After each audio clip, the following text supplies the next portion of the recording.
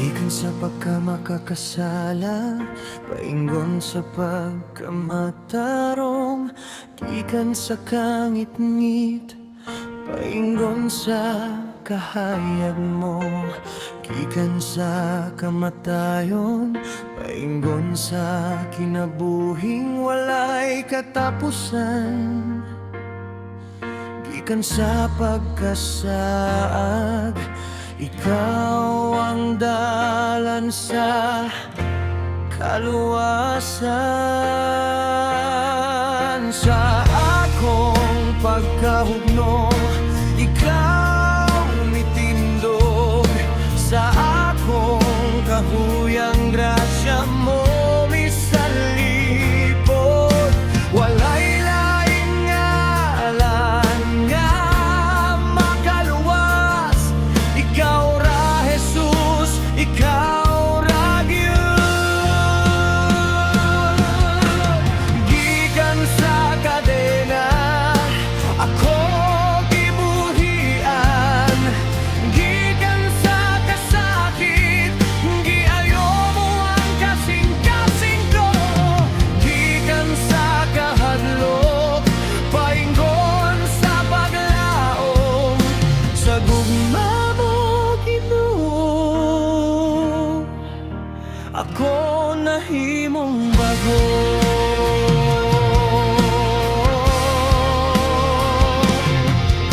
Sa dihang nalumos ko sa akong mga sala, imong kamot gitonol, wala mo ko biyai. Ang krus nagsulti sa gugma nga tinuod.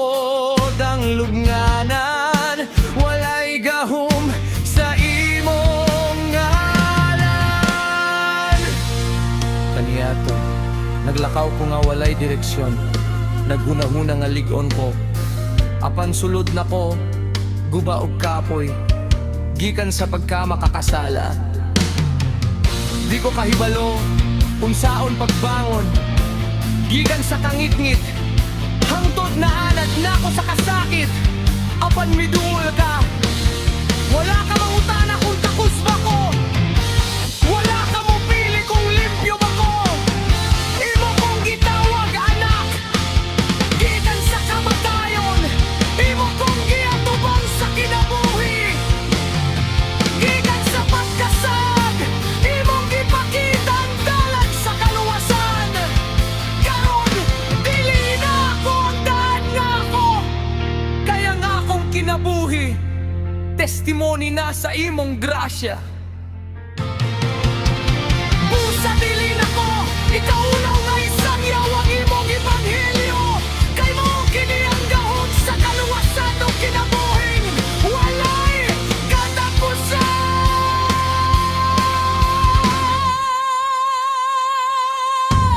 Gikan sa kadena ako gibuhian.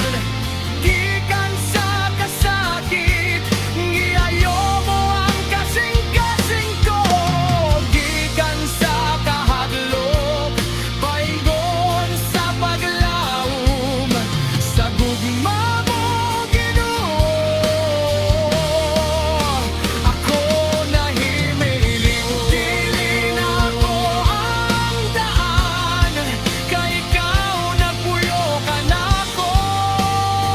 Ang kinabuhi nga akong gikinabuhi, kinabuhi mo na.